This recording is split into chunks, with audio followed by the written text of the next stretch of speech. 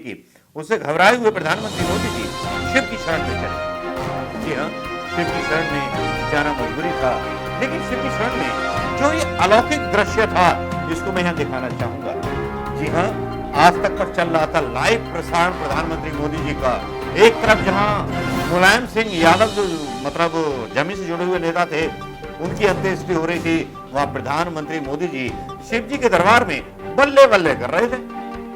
बल्ले बल्ले करते भी क्यों ना, अपनी मजाक जोड़वानी थी। जी हाँ, बजरंग दल को पूछना चाहिए, आरएसएस को पूछना चाहिए कि भैया मोदी साहब रोजगार कहां है? तो मोदी साहब शिव जी के पीछे छुपते हुए नजर आते हैं। लगता है कि देश में बहुत बड़ी कॉमेडी चल रही है।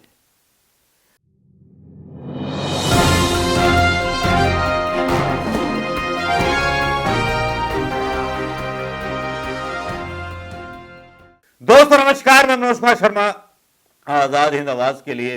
भाई मन तो नहीं करता कि प्रधानमंत्री जी की हंसी उड़ाई जाए। ये देखिए बहुत गलत बात होती है कि प्रधानमंत्री जी के बारे में बोलूं। आज प्रधानमंत्री मोदी जी बेरोजगारी पर कोई जवाब नहीं देते हैं। हिंदू इतने बेरोजगार हो गए, उन पर कोई जवाब नहीं देते हैं, कुछ नहीं करते हैं, न इनकी पार्टी कोई जवाब देती है।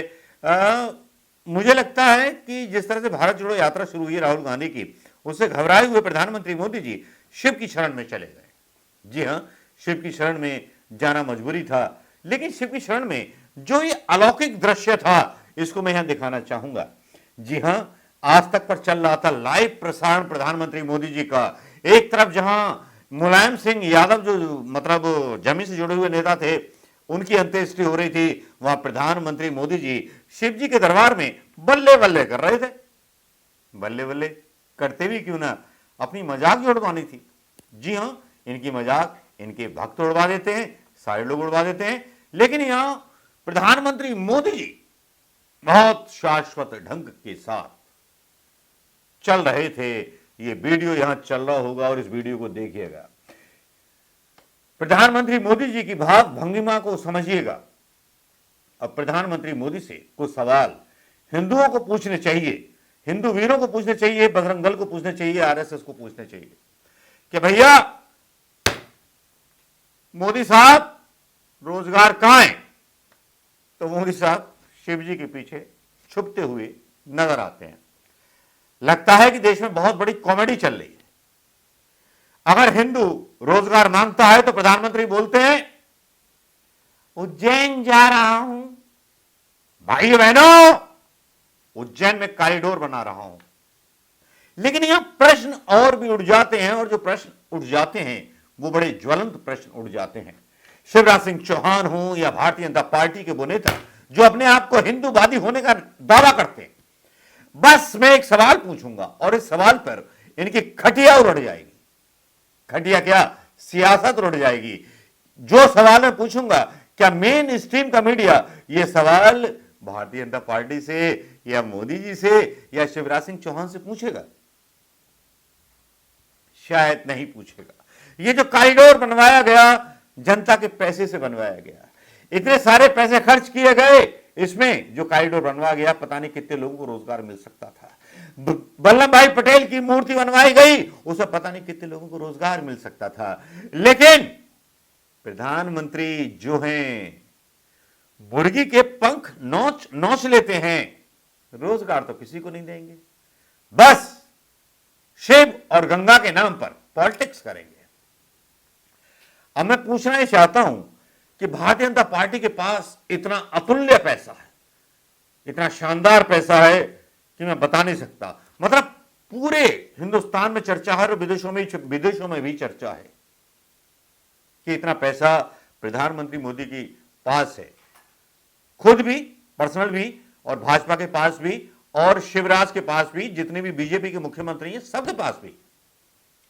लेकिन बस एक सवाल, हजूर आला, अगर चाहूं तो सवाल को बोलूं, हंसना मत। शिवराज जी, आपने उज्जैन के लिए कितना चंदा दिया? भारतीय जनता पार्टी की शाखा ने उज्जैन के जो मेक ओवर हो रहा था उसमें कितना चंदा दिया? भारतीय जनता पार्टी ने। मोदी जी ने कितना चंदा दिया? अमित शाह के बेटे जो इतने बड़े अरबपति बन चुके हैं, उन्होंने कितना चंदा दिया? सौरभ गांगुली ने कितना चंदा दिया?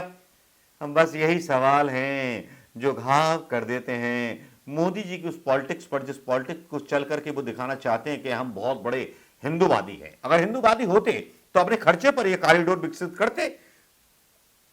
जैसे कांग्रेस ने कई प्रोजेक्ट अपने हिसाब से विकसित किए थे, गांधी जी का आश्रम या ब्ला ब्ला ब्ला ब्ला ब्ला, बहुत सारी चीजें हैं जो कांग्रेस के बारे में बताई जा सकती हैं।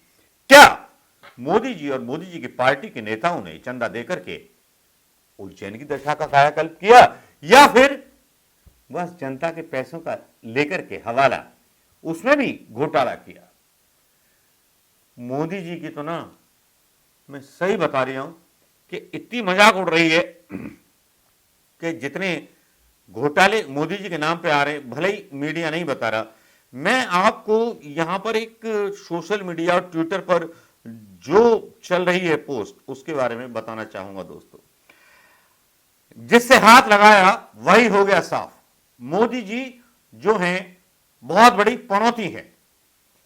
अब ये जो है भाई कितना सही है, बुंदेलखंड एक्सप्रेस वे का उद्घाटन किया मोदी जी ने। उद्घाटन के महज 5 दिन बाद वो गिर गया। वंदे भारत का उद्घाटन किया, भैंस के टकराने मात्र से उसका इंजन टूट गया। पूर्वांचल एक्सप्रेस वे का उद्घाटन किया, उद्घाटन के महज 11 दिन के बाद टूट गया। भाई पनौती इतनी छाई हुई है प्रधानमंत्री मोदी, यार हंसा मत करो ना यार, मना किया है। एक प्रधानमंत्री मोदी 18 घंटे काम करता है और सब मजाक उड़वा देते हैं। और भारतीय जनता पार्टी के नेता जो हैं खुद बेइज्जती कराने पे तुले हुए, इंटरनेशनली बदनाम कर दिया है मोदी को। इतने अच्छे, इतने प्यारे शिव जी के भक्त बस मंदिरों में ही आजकल चक्कर लगा रहे हैं, और कुछ नहीं है काम उनके पास, प्रधानमंत्री मोदी के पास। ना उनको ये पूछने का टाइम है कि हां भाई किस किस बैंक ने एनपीए माफ किया है, कौन कौन सा बैंक बर्बाद होने वाला है। अदानी बने तो बन जाए अमीर। ये मोदी जी का इतना बड़ा दिल है, देश बिके बिक जाए, दोस्त नहीं बिकने चाहिए। मंदिरों में सरकार का पैसा लगे लग जाए, अपनी पब्लिसिटी में पैसा बीजेपी का या किसी नेता का खर्च नहीं होना चाहिए। और उसके बाद जो सरकार का पैसा लगेगा उस पर जब भक्त आएंगे दर्शन करने, भाई उनसे क्यों ना टिकट वसूला जाए।